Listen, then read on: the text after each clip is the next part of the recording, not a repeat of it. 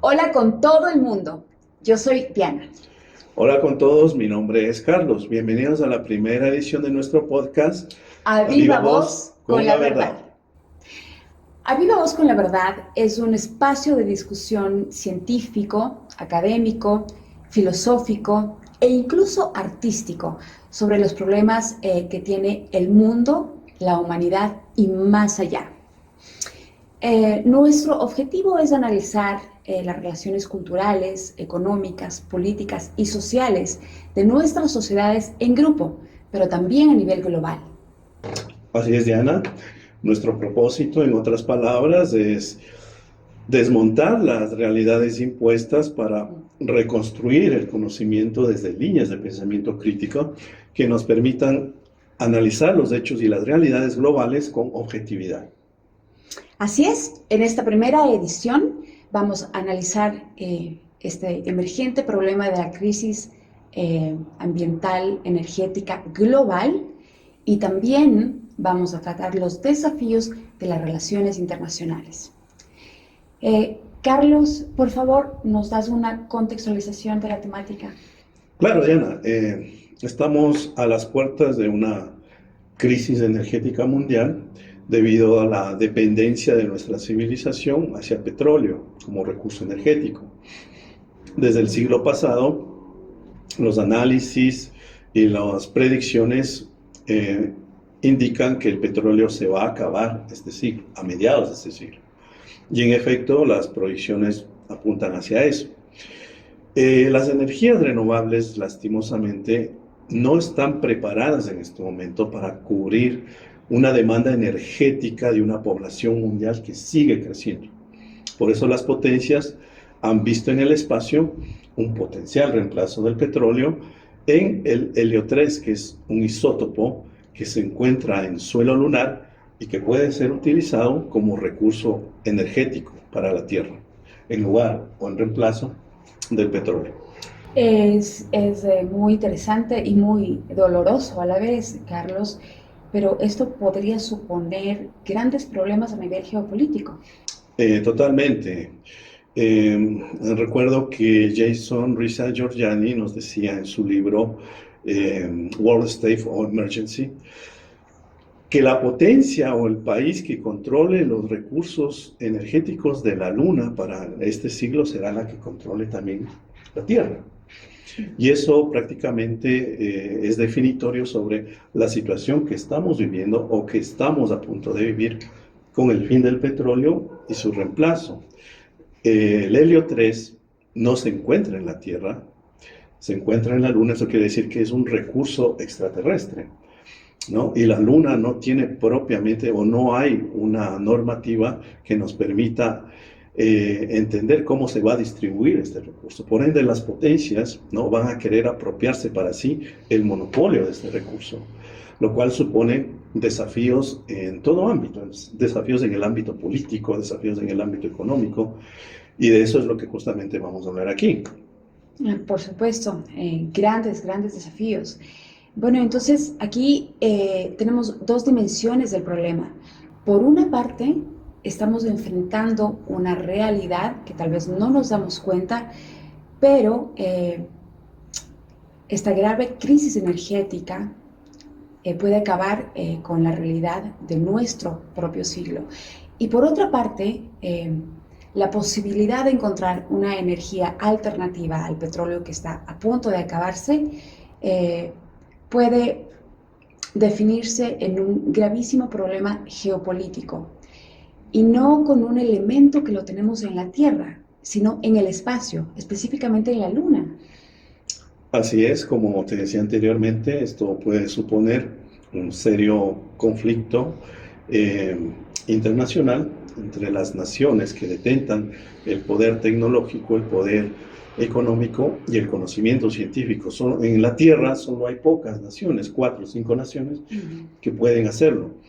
De modo que estamos entrando en un campo de disputa peligroso.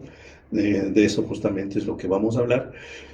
Pero primeramente vamos a analizar el problema de la crisis energética mundial, del fin del petróleo, de qué es el helio 3. Vamos a abordar toda esta problemática, y para eso tenemos un invitado especial el día de hoy, Diana. Sí, así es, tenemos un invitado muy especial con muchos conocimientos. Él es el ingeniero Jorge Mateus.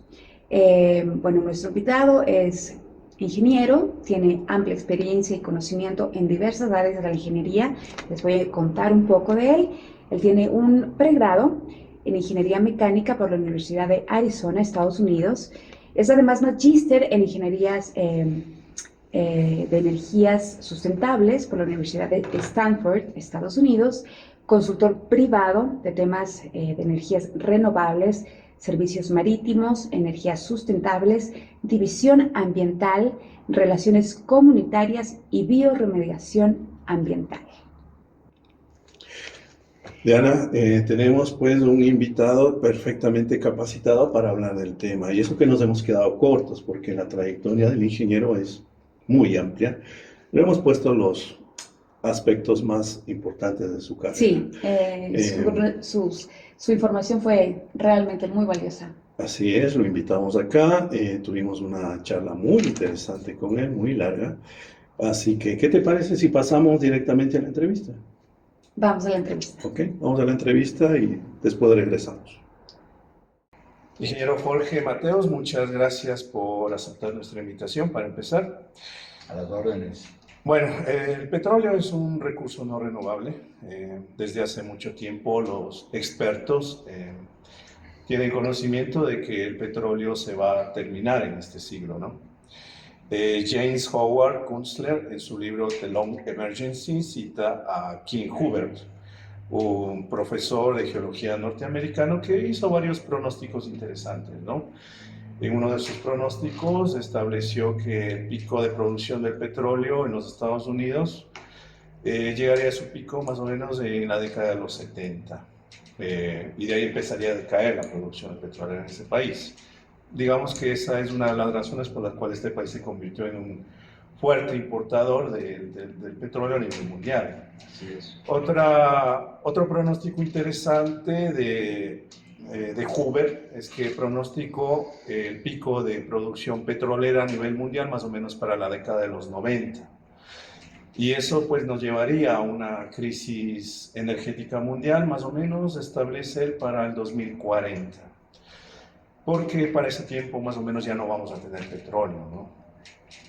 Con estos antecedentes, pues la pregunta sería si son reales estos pronósticos. Bueno, en verdad King Hubbert pronosticó que la producción de petróleo de los Estados Unidos alcanzaría su pico en la década de los 70, lo cual se cumplió. Fue un pronóstico acertado. Sin embargo, su previsión sobre el pico de la producción mundial de petróleo no se concretó en la década de los 90. Los pronósticos de Kunstler sobre la crisis energética están fundamentados en teorías reconocidas como la de Hubbert, aunque su interpretación y las consecuencias que prevé son objeto de discusión. La realidad de estos pronósticos dependerá de múltiples factores, incluidos los avances tecnológicos y las políticas energéticas globales. La producción mundial de petróleo ha fluctuado, pero no ha mostrado un declive significativo como se esperaba.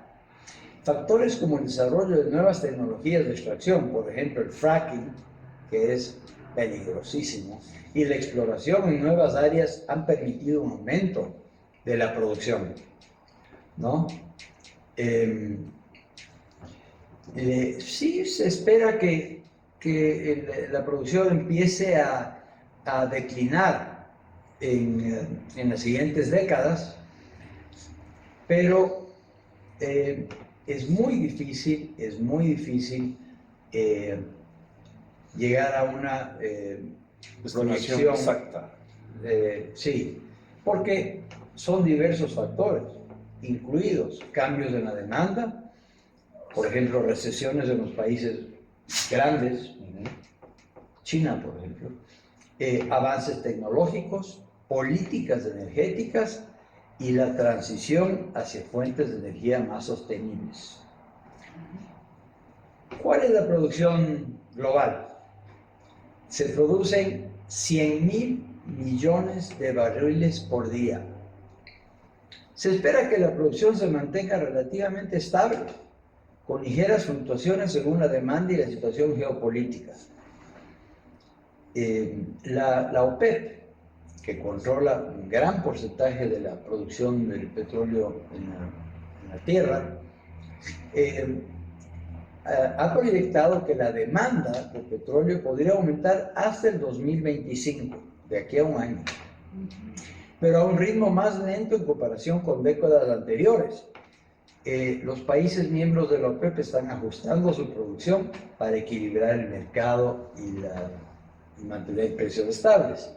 Esto es un oligopolio que maneja la cantidad que se da en el mercado para regular precios. Así es. El fracking, el avance de estas tecnologías de extracción como la fracturación hidráulica, ha permitido a países como Estados Unidos aumentar significativamente su producción, convirtiéndose en uno de los principales productores mundiales. Sin embargo, algunos estados ya están sufriendo las consecuencias del fracking. Un riesgo ecológico. Por supuesto, el fracking destruye las estructuras subterráneas. Eso genera que haya facilidad de explotar ese petróleo, pero al destruir las estructuras subterráneas y al succionar todo, porque se succiona agua y petróleo, esas cavernas colapsan y tenemos temblores, caídas serias de pedazos de tierra, que le hace algún momento, yo diría que el fracking va a ser eliminado. Ahora, una variable es la creciente adopción de energías renovables y la presión para reducir las emisiones de carbono. Eso está empezando a influir la demanda de petróleo. Las proyecciones sugieren que la demanda de petróleo llegará a su punto máximo entre el 2025 y 2035. Pero para esto depende de la velocidad de la transición energética. Algunos análisis sugieren que podríamos estar acercándonos al pico de producción mundial en las próximas décadas, aunque las fechas exactas, vuelvo a repetir, son inciertas. La transición hacia energías más sostenibles y las innovaciones tecnológicas jugarán un papel crucial en el futuro del petróleo. La incertidumbre geopolítica y económica también afectarán estas proyecciones. Sabemos que el petróleo es una parte estructural de toda una cadena entre bienes y servicios que afecta al mercado. Pero decir esto es abstracto. Vivimos dentro de un mundo, de un mercado globalizado, pero parece que no entendemos lo importante que ha sido el petróleo, que es el petróleo, en nuestras vidas. En otras palabras, el petróleo es el sostén de esta civilización. Ingeniero, ¿qué pasaría si el día de mañana todos los pozos petroleros del mundo, por alguna razón, amanecen vacíos? ¿Qué pasaría con nuestras sociedades? ¿Qué pasaría con el mercado? ¿Qué pasaría con la cotidianidad, con la vida misma? Esa es una pregunta profunda. Si todos los pozos de petróleo del mundo se vaciaran de repente, las consecuencias serían profundas y devastadoras para las sociedades, los mercados y la vida cotidiana. La falta de petróleo provocaría una crisis energética inmediata, ya que el petróleo es fundamental para la generación de energía, el transporte y la industria. Hay gente que dice, bueno, nos dedicamos a construir hidroeléctricas, pero para construir hidroeléctricas se necesitan materiales que dependen de sistemas directamente relacionados al petróleo. La escasez de petróleo llevaría a un aumento drástico en los precios de los combustibles y productos derivados, afectando a todos los sectores de la economía. ¿Por qué? Los sistemas de transporte, tanto de personas como de mercancías, se verían gravemente afectados. Los vehículos que dependen de petróleo quedarían inoperativos, lo que dificultaría la movilidad. Las cadenas de suministro globales se paralizarían, afectando la disponibilidad de bienes y servicios esenciales. El transporte marítimo, en un 99%, consume derivados de petróleo. Si es que no hay esos derivados, esos barcos se quedan en los puertos y todos los productos que se intercambian entre las naciones se quedarían, se dañarían, etcétera, etcétera. Había una crisis increíble. Muchas industrias dependen del petróleo, no solo como fuente de energía, sino como materia prima. Ustedes saben que los plásticos, hay productos químicos, agroquímicos, vienen de plantas petroquímicas. La crisis económica resultante podría causar despidos masivos y un aumento en el desempleo. La producción y distribución de alimentos se vería afectado, lo que podría llevar a una crisis alimentaria. La agricultura depende también del petróleo, ¿verdad? Totalmente, totalmente.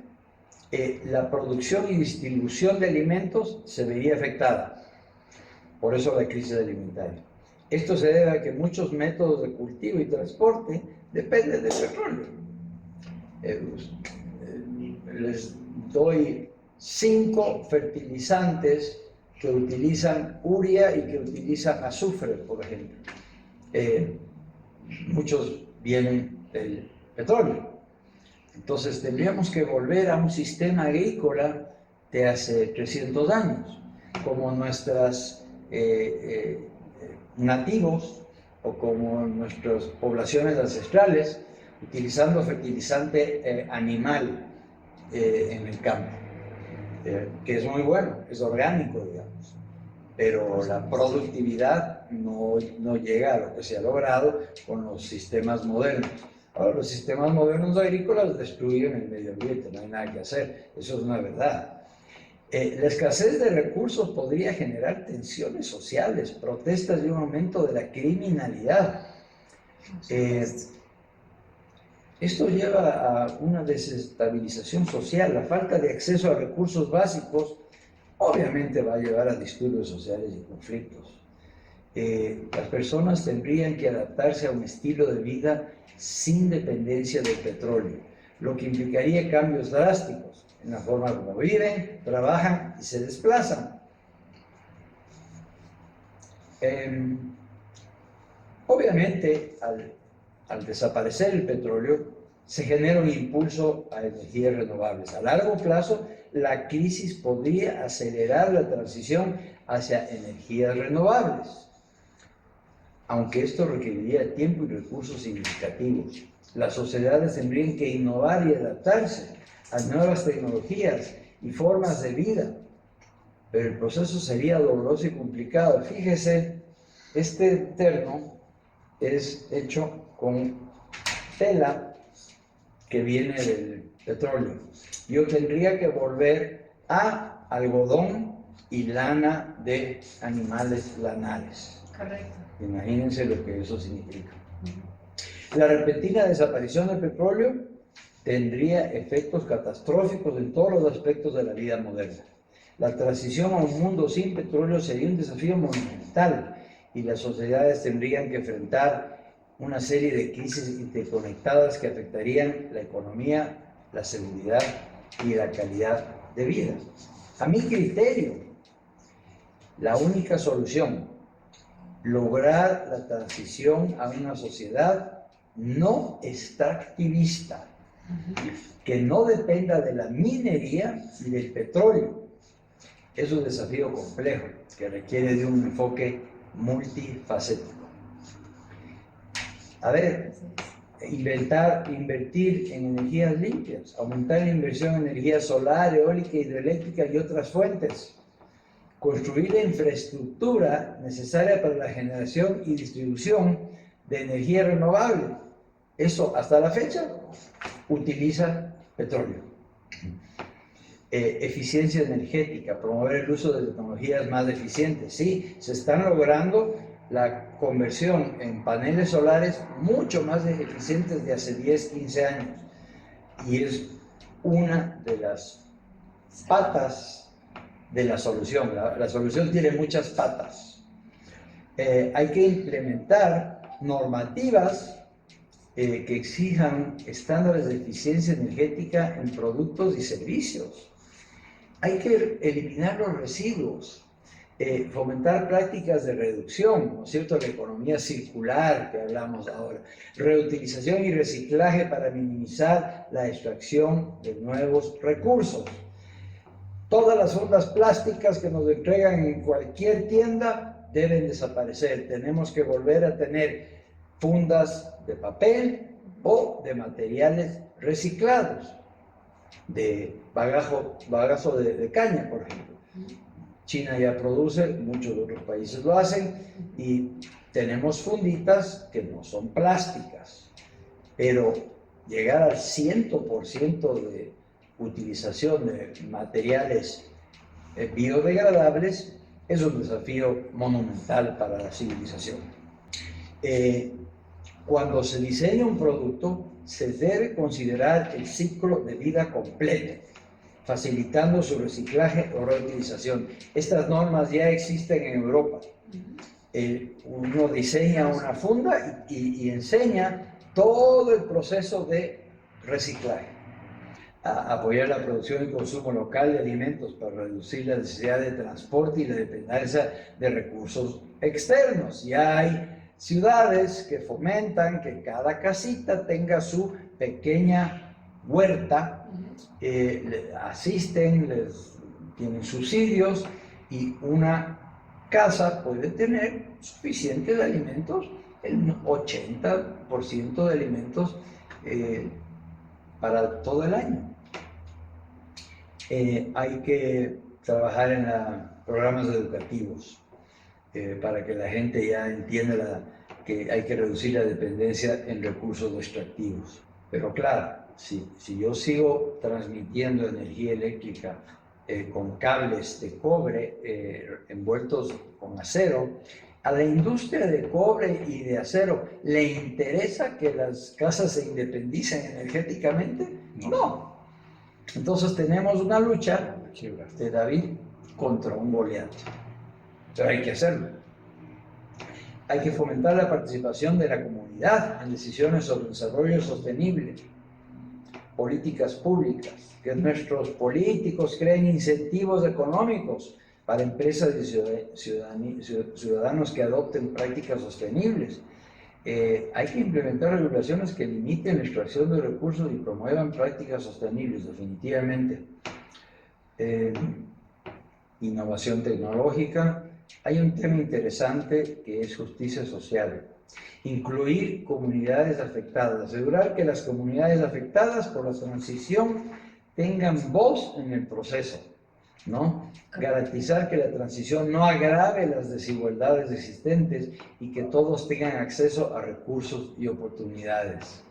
Obviamente, el que más fácil va a poder hacer la transición a nuevas energías es el que más poder económico tiene. La gente de menos poder económico se va, si no se hace un tema de justicia social, esa gente se va a quedar desamparada, sin energía, sin alimentos, sin agua posiblemente.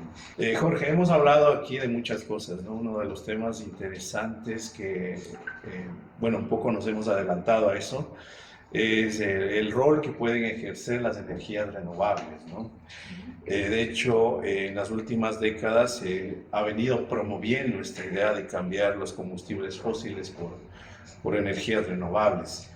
El filósofo Jason Rizal Georgiani, en su libro World State of Emergency, nos dice algo interesante, ¿no? Nos dice que las energías renovables son insuficientes para cubrir la demanda actual de energía, ¿no? Tal como está la población actualmente. Por ejemplo, nos dice que las energías hidroeléctrica, la energía solar, la energía eólica, dependen mucho de los combustibles contaminantes, ¿no? Dependen mucho del petróleo, dependen mucho del gas natural para armar sus infraestructuras, ¿no? O sea, no estamos hablando de infraestructuras pequeñas, estamos hablando de megas infraestructuras, ¿no? Las hidroeléctricas, por ejemplo, son mega construcciones que requieren recursos, componentes derivados provenientes del petróleo, del gas natural, que contaminan, ¿no? Es decir, parece que la solución tiene un costo muy caro en ese sentido. Y por eso mismo, pues, no es fácil librarnos de esa influencia de las energías de los combustibles fósiles, ¿no? Otro problema que Giorgiani menciona en su análisis es el alcance, la limitación que tienen las energías renovables, ¿no? Estamos en un contexto de cambio climático en la que vemos, por ejemplo, que es más común tener olas de calor, ¿no? Climas extremos que no nos benefician para implementar energías renovables, ¿no? En todo el mundo hay escasez de agua por falta de lluvias, por ejemplo, que afectan a las hidroeléctricas, afectan la distribución de agua potable y en términos generales afectan pues a toda esta cadena, ¿no? Y ciertamente vuelven que sea inviable o difícil implementar energías renovables a escala masiva. En este contexto, pues la pregunta es si son realmente viables las energías renovables, ¿no? Tomando además en cuenta que tenemos una población mundial que sigue creciendo y que además en esa medida de crecimiento requiere de más recursos energéticos, ¿no? Reza Giorgiani da en el clavo. Ahora, la viabilidad de las energías renovables es un tema complejo, pero hay argumentos sólidos, diría yo, a favor de su capacidad para satisfacer la creciente demanda energética de una población mundial en expansión. Entiéndase bien, población mundial en expansión. Aunque hay algunos países, como Japón, Italia, que están disminuyendo su población, hay otros con una explosión de población. Y a medida que esa gente ingresa con niveles económicos de nivel medio alto, la demanda energética se multiplica. ¿Y qué podemos hacer?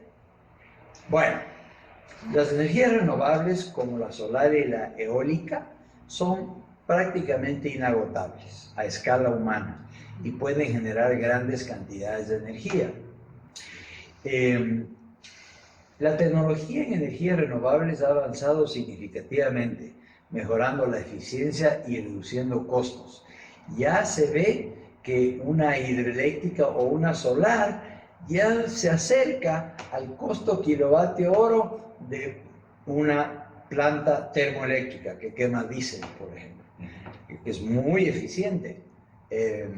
La solar es menos eficiente, pero ya se empiezan a acercar.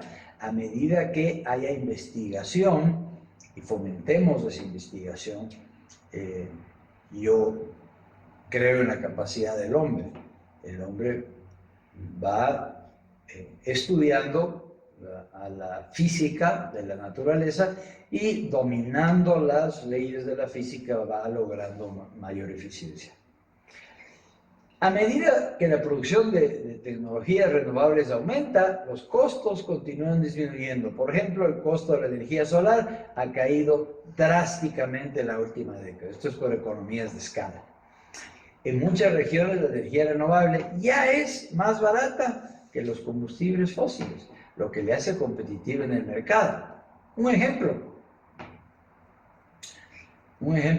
la energía CSP, que es la energía termosolar de concentración.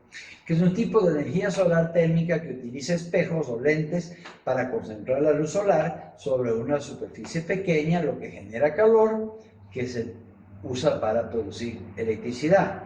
Esta tecnología ha experimentado un crecimiento significativo, con un potencial total instalado de 4.940 megavatios a finales del 2015.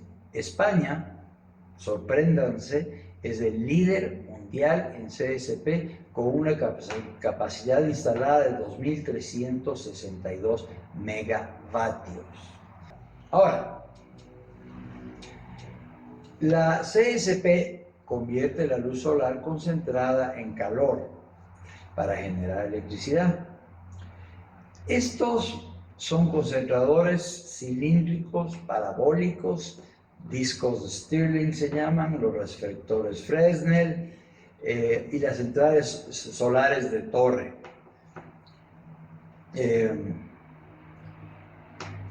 Ahora, se espera que el CSP pueda generar hasta el 25% de las necesidades energéticas mundiales si se realiza la inversión adecuada, ¿no? Los costos se han reducido y se prevé que continúen disminuyendo. Hay proyectos a grande escala, como Desertec en el Sahara, que tienen el objetivo de generar una parte significativa de la energía de Europa. Increíble que en el Sahara generen energía y le vendan a Europa y sea competitivo, porque el tema es si el costo de euro por kilovatio hora es 5 veces lo que yo consigo en la región, yo no le compro el Sahara, pero si ya me empiezo a volver eficiente, entonces ahora se vuelve interesante. Ahora, las energías renovables generan menos emisiones de gases de efecto invernadero y contaminantes. Eso es una realidad. Y contribuye a la lucha contra el cambio climático. Al reducir la dependencia de la minería y la extracción de combustibles, se disminuye el impacto sobre los ecosistemas. Hay problemas. El almacenamiento, la tecnología de baterías y otros sistemas de almacenamiento está mejorando, porque como muchas de estas fuentes son intermitentes, ¿no es cierto? No todo el tiempo está soplando viento suficiente para generar energía eólica. Entonces, cuando hay suficiente, se guarda la energía en baterías. Cuando hay suficiente sol, se guarda la energía en baterías y después se entrega al Sistema Nacional Interconectado, por ejemplo. Pero se necesita avances importantes en el diseño de las baterías. Hay un problema, y esto lo van a conversar ustedes después. Hay un problema geopolítico. Hay 4 o 5 o 6 países que tienen litio, no más. Y el rato que ellos cierren la entrega de litio, le quiebran el sistema de baterías y por tanto le quiebran el sistema solar. Qué interesante, Jorge. Cuéntanos cuáles son esos países. Bolivia es uno. En África hay 2 países, creo. Estados Unidos tiene litio, pero ahorita no le dan la autorización ambiental para explotarlo. Y China. A mí me preocupa China. China tiene litio y tiene minerales, los rare earth metals, que se utilizan en las baterías y en celulares. China puede decir chao y generan un serio problema a las industrias de chips, de teléfonos y de baterías. Entonces, las energías renovables son viables, representan una solución crucial para satisfacer la demanda energética creciente de forma sostenible. Si bien existen desafíos, la combinación de tecnología, innovación y políticas adecuadas puede facilitar una transición exitosa hacia un sistema energético más limpio y resiliente. Ahora, la clave estará en la planificación, la inversión y la colaboración entre gobiernos, empresas y ciudadanos para maximizar el potencial de estas fuentes de energía. A mi criterio personal, son una solución temporal. Debemos seguir investigando energías como la energía punto cero. Se cree que esta energía existe en el universo y es infinita y totalmente asequible, y energías nucleares limpias además, y energías nucleares limpias, por ejemplo, fusión. Tendremos que irnos hacia la fusión. El problema, ya vamos a hablar de qué pasa con la fusión. Pero la punto cero se empieza a analizar esto cuando empieza la investigación de mecánica cuántica. Y se dan cuenta los científicos que en el vacío absoluto existen fluctuaciones, claro, cuánticas que generan una energía residual. Esa es la energía punto cero.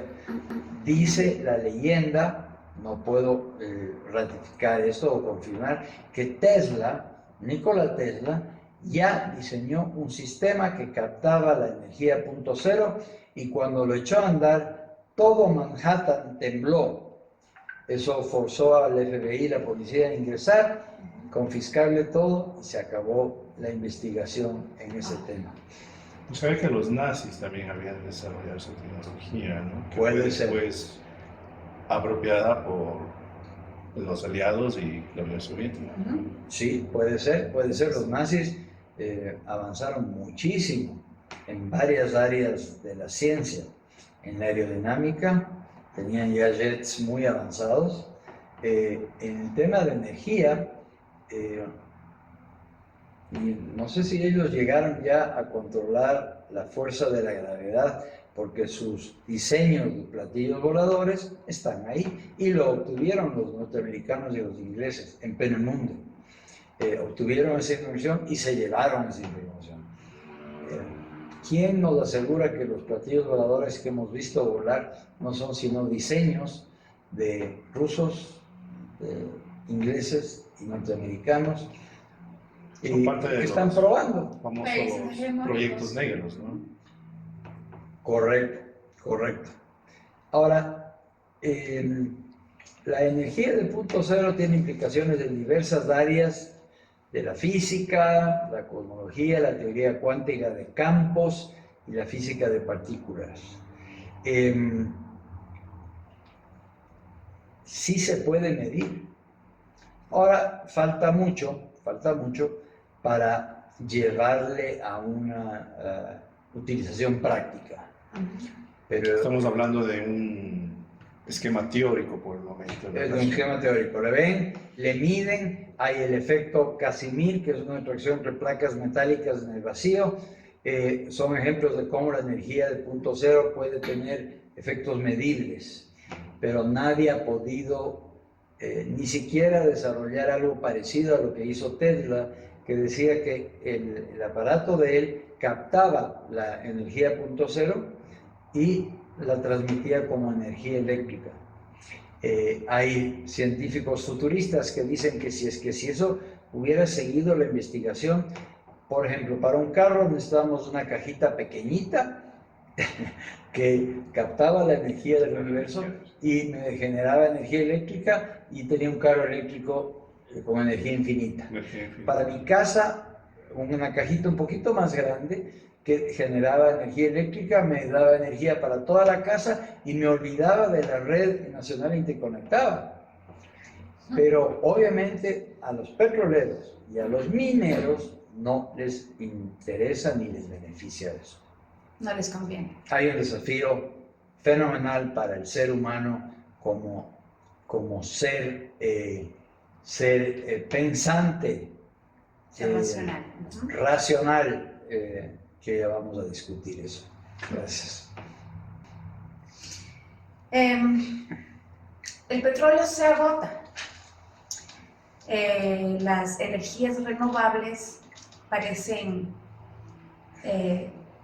estar un poco complicadas con la constitución real de ser una posibilidad viable. Ajá. En este contexto, Jorge, las potencias mundiales han puesto su mirada en el espacio, específicamente en la Luna, en cuyo espacio existen enormes cantidades de helio 3. Jorge, concretamente, ¿qué es el helio 3? Y realmente esto puede transformarse en una energía, en una alternativa viable para la civilización de nuestro siglo. Lo que acabas de mencionar es muy cierto. El petróleo va a agotarse. Las energías renovables tienen muchos problemas para convertirse en una alternativa, es verdad, y que no dependan del petróleo para su construcción o para su elaboración. Nos falta muchísimo, efectivamente, y el petróleo se va acabando. El helio 3 es un isótopo raro del helio que ha despertado un gran interés por su posible uso en la fusión nuclear como fuente de energía y limpia. Este es un isótopo no radiactivo, es una ventaja contra el plutonio y el uranio. Ustedes saben que si tenemos aquí un poquito de plutonio, en unos 3 meses estaremos con serios problemas de salud por la radiación. El cuerpo del hombre no está hecho para recibir radiación no muy bajos valores. Cuando esos valores se exceden, las células se descomponen, el sistema inmunológico se descompone y chao, adiós ser humano. Tiene su potencial este isótopo en reactores de fusión. Produce energía sin los subproductos nocivos asociados a la fisión nuclear tradicional. Ahorita estamos en fisión, que es la separación de átomos. La fusión es la unión de átomos. El helio 3 es escaso en la Tierra, pero se cree que es más abundante en la Luna, debido al viento solar que lo deposita continuamente. Esto es interesante. La falta de una atmósfera significativa en la Luna permite que el viento solar deposite helio 3 directamente sobre su suelo. Algunas estimaciones sugieren que el regolito lunar, o sea, el suelo lunar, puede contener hasta 1 millón de toneladas de helio 3, especialmente en las regiones polares. Es interesante acoger las palabras de Tyson, del astrofísico, que dice que nosotros somos parte del universo, del cosmos, porque estamos hechos por polvo cósmico. Los elementos que más tenemos en el cuerpo están representados en el universo exactamente en esa proporción. Y el helio es un elemento producido por la explosión de las supernovas que explotan y mandan los productos estos a la atmósfera de diferentes planetas. Y la Luna suena como nuestra campeona salvadora. La extracción del helio 3 de la Luna requerirá tecnologías avanzadas de extracción, tratamiento y transporte a la Tierra o a bases lunares. Varias agencias espaciales y empresas privadas están explorando la viabilidad de misiones lunares destinadas a la extracción de helio 3, aunque aún no se han ejecutado planes concretos. ¿Qué creen que están haciendo los chinos en la cara oculta de la Luna? ¿Qué creen que hicieron los hindús? ¿Y qué creen que van a hacer los norteamericanos en las próximas semanas o meses? Que van a relanzar el programa lunar. No es solo para decir que ya fui a la Luna. Están midiendo qué cantidad de helio 3 hay realmente y cómo explotarlo y cómo llevarlo de regreso a la Tierra para las plantas de fusión. Países como Estados Unidos, China y Rusia han expresado su interés por la exploración lunar, que incluye la posible extracción de helio 3. Las empresas privadas también están investigando la viabilidad económica de la minería lunar, centrándose en el helio 3 junto con otros recursos como el hielo de agua. Se cree que la Luna tiene, bajo la corteza principal, cantidades importantes de agua. Eso está en investigación.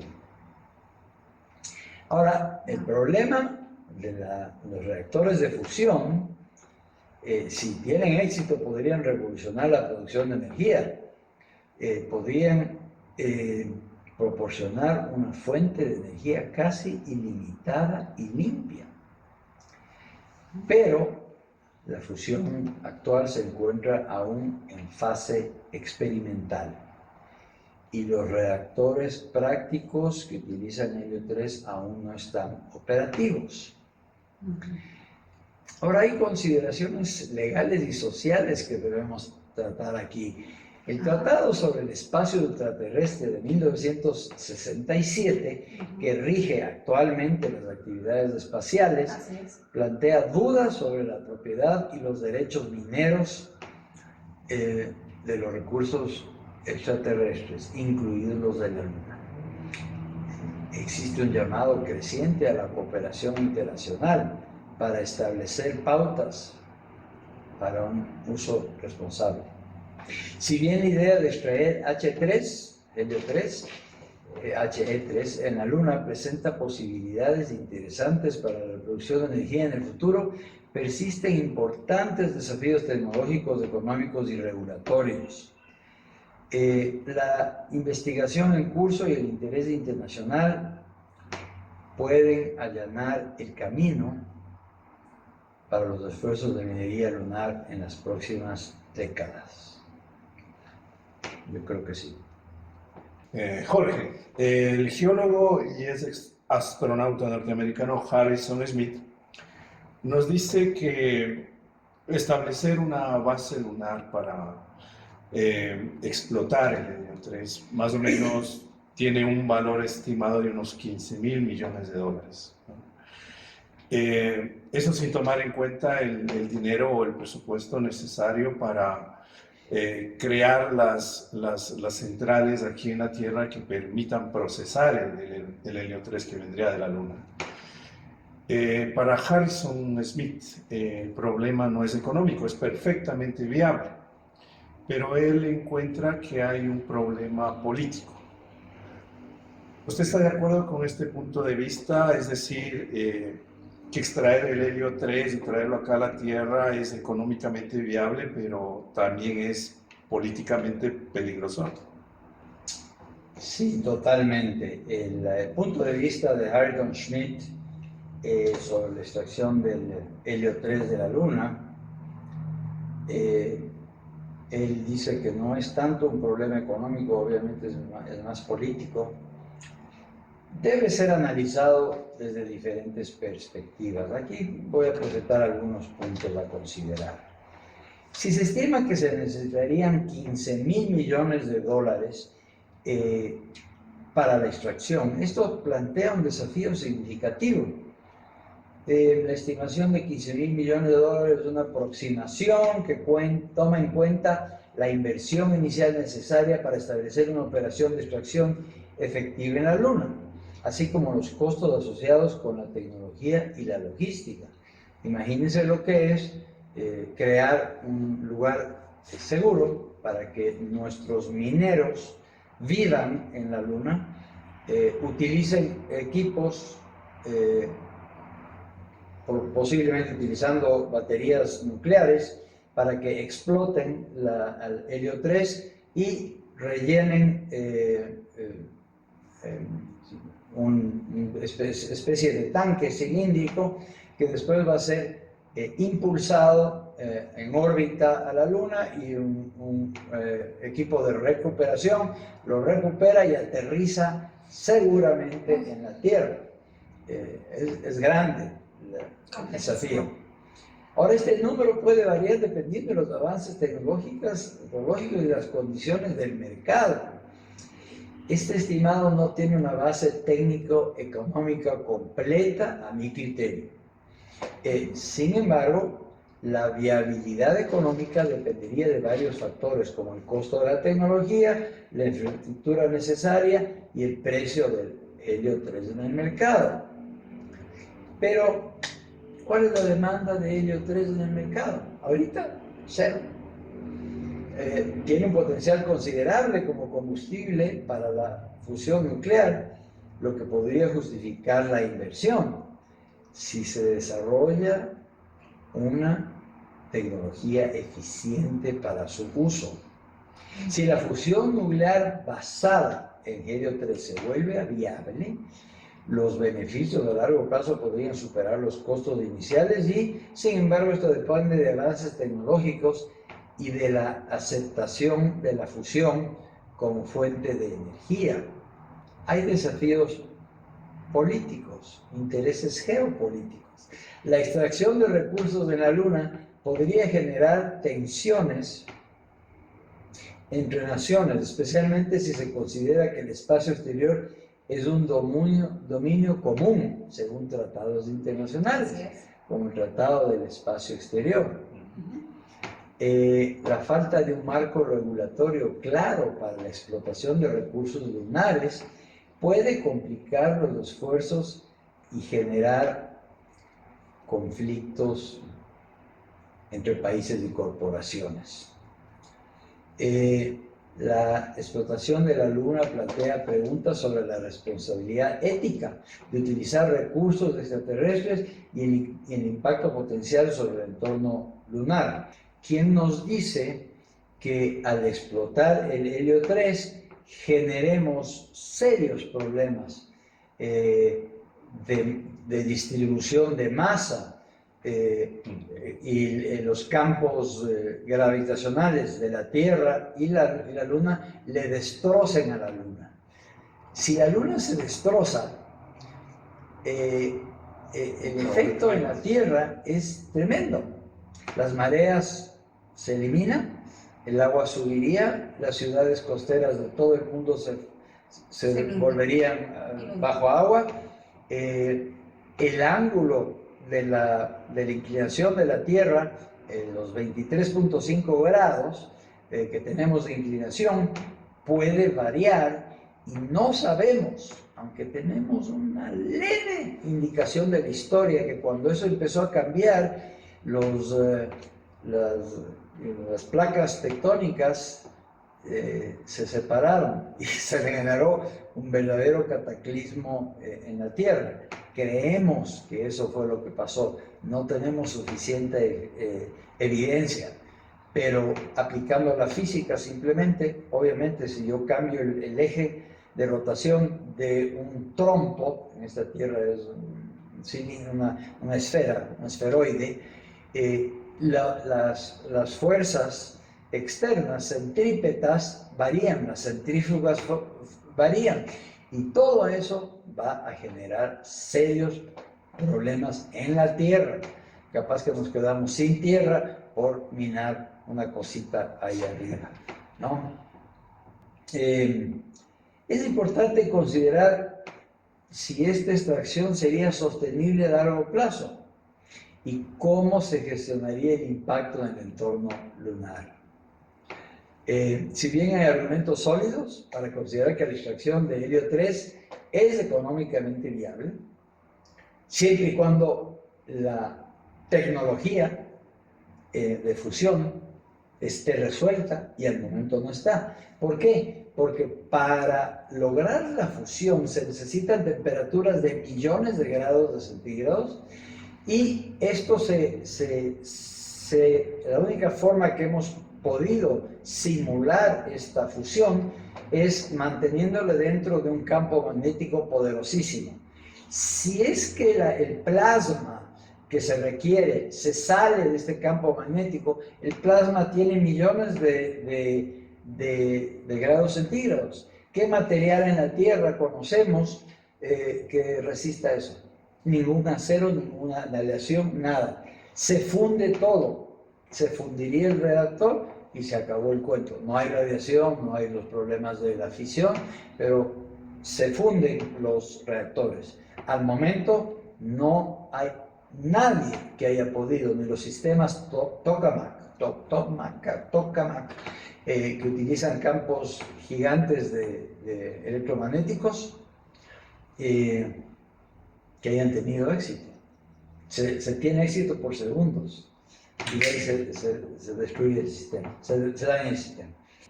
Los desafíos políticos y éticos son significativos, hemos hablado de unos pocos.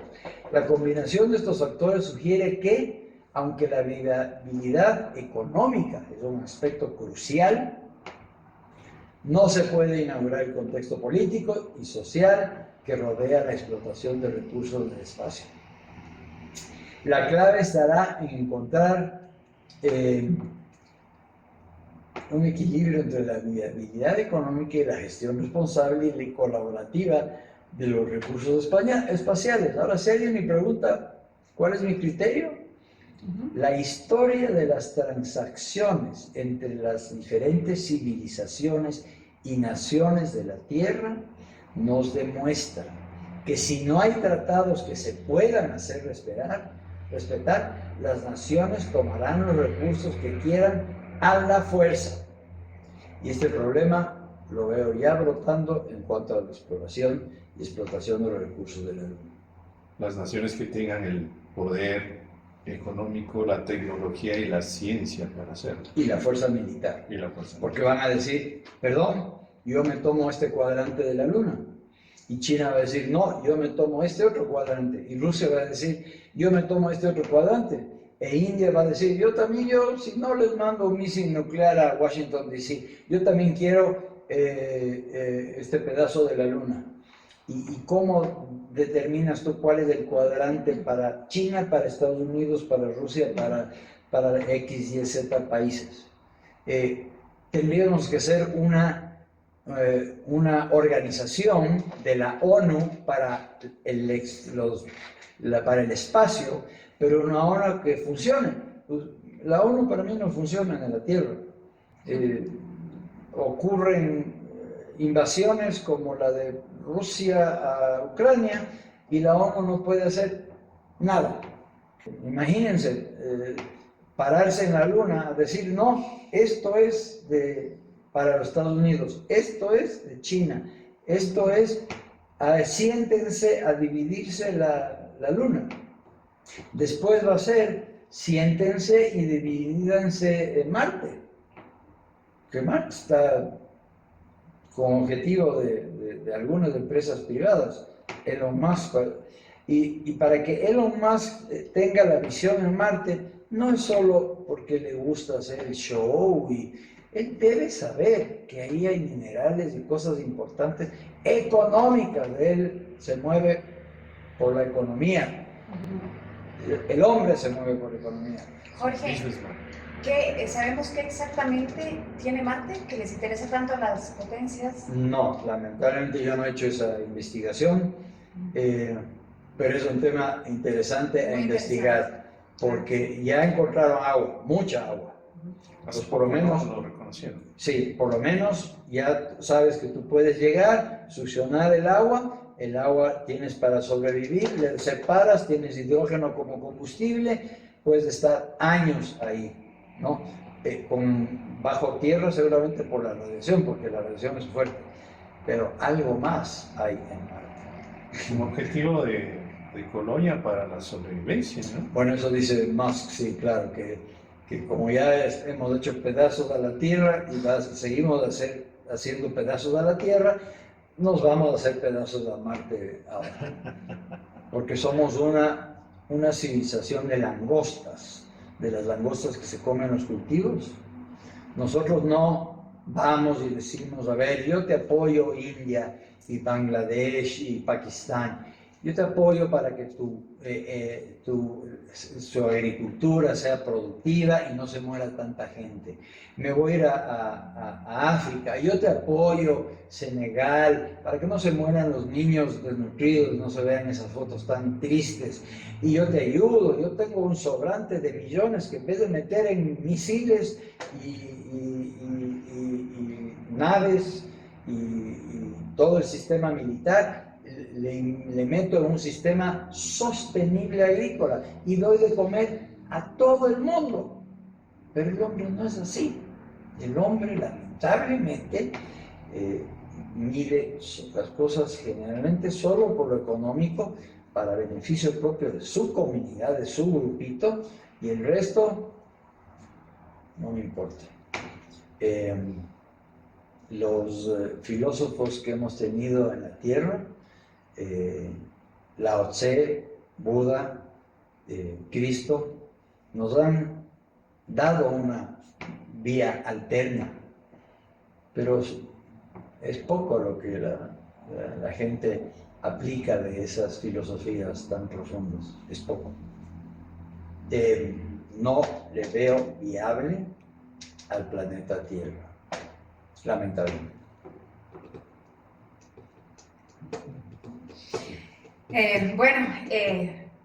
Demasiada, importantísima, valiosísima información. Muchísimas gracias, Jorge. Muchísimas A gracias las órdenes. otra vez por aceptar nuestra invitación. Y esto no puede acabar aquí. Espero que te podamos tener otra vez nuevamente. Pues me tienen a las órdenes. Lo que uno pueda hacer para que el país, la ciudad, el entorno familiar y el entorno internacional mejore, pues creo que esa es la función del ser humano, entre otras Correcto. cosas. Totalmente correcto. Un humanismo global. Sí. Gracias, ingeniero. Gracias. Gracias a ustedes también. Sí. Gracias. Diana. Gracias. Y bueno, esa fue la entrevista con el ingeniero Mateus. Nos ha dado muchísima información sobre la crisis energética mundial. Básicamente podríamos concluir 4 cuestiones, Diana. Ujú. La primera que nos ha mencionado es la situación del petróleo actual y la dependencia que tenemos como civilización de este recurso energético. El petróleo está en todo, está en la agricultura, ¿no es cierto? Está en casi todas las industrias que conocemos. Nuestra vestimenta depende del petróleo, ¿verdad? O sea, estamos hablando de un recurso que es indispensable y valioso. Imagínate si dejamos de usar el petróleo, los efectos que va a tener en la agricultura, ¿no? Los fertilizantes dependen del petróleo. Bueno, sí, todo. Estamos ante una potencial crisis de hambruna en varias partes del mundo, sí. ¿Sabes Si una el cosa, petróleo se nos Carlos? acaba. Yo desearía imaginarme, pero lamentablemente ya no nos podemos imaginar. El petróleo tiene una fecha de caducidad científicamente comprobado. Máximo estará con nosotros hasta el 2045. Mediados del siglo, más o menos. Mediados del La siglo. fecha, pues, varía, pero más o menos las estimaciones indican que para mediados de este siglo el petróleo Es se una nos va a realidad acabar. científica. Y al ser un componente energético tan importante para la civilización, debemos buscar un reemplazo adecuado. La otra conclusión, esto nos lleva a la siguiente conclusión, que apunta a la viabilidad de las energías renovables. Una cuestión interesante que nos dice el ingeniero Mateus es que efectivamente son una solución, pero temporal nada más.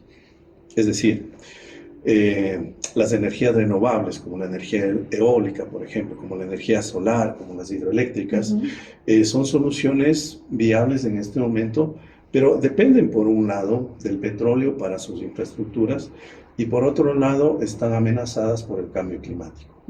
Eso las vuelve pues alternativas vulnerables para el futuro, ¿no? Por eso el ingeniero cuestionaba su viabilidad. Además, pues que se requiere un compromiso de los gobiernos, se requiere un compromiso de la empresa privada, se requiere un compromiso de la ciudadanía para impulsar estas energías, para que efectivamente sean una salida, ¿no?, al fin del petróleo. La otra conclusión interesante que hemos extraído de la entrevista con el ingeniero tiene que ver con el helio 3. Primeramente, Diana, es importante reconocer que el helio 3 es una energía que todavía no está definida si va a ser el reemplazo ideal para el petróleo, porque todavía está en fase experimental, ¿no? Correcto. El problema del helio 3 es que funciona a base del principio de fusión nuclear. La fusión nuclear no está todavía resuelta. Esa es una conclusión muy importante que acota el ingeniero. Si no resolvemos el problema de la fusión nuclear, simplemente el helio 3 no nos funciona. Exactamente. ¿Qué nos hace falta? ¿O qué les hace falta a las hegemonías para resolver esto y tener un conocimiento claro? Bueno, o sea, tenemos dos terrenos que están desarrollándose en simultáneo. Por un lado, las potencias están explorando la Luna para saber en qué parte existe más helio 3. Es la materia prima, digamos, de la energía potencial del futuro. Por eso están haciendo estas exploraciones. Pero a la par también están desarrollando, invirtiendo miles de millones de dólares en investigación para que se resuelva el problema de la fusión De la fusión nuclear. Exactamente. Y no es que las potencias están trabajando en conjunto, o sea, no hay una cooperación internacional sobre esto, porque, como decía Giorgiani, quien controle los recursos energéticos de la Luna en el futuro, controlará la Tierra. Y ese no es un propósito de una comunidad de naciones, ese es un propósito que tiene cada nación, que tiene Estados Unidos, que tiene Rusia, que tiene China. Cada uno tiene su propia agenda, ¿no? Con el objetivo primordial de apropiarse del helio 3, resolver el problema de la fusión nuclear y prácticamente dominar el planeta por el resto del siglo y más. Y esto pues nos lleva a la siguiente conclusión, que es el papel que van a tener o que van a desempeñar aquí las relaciones internacionales para evitar este escenario catastrófico. Pero sobre eso creo que tú nos tienes que decir algo, Diana.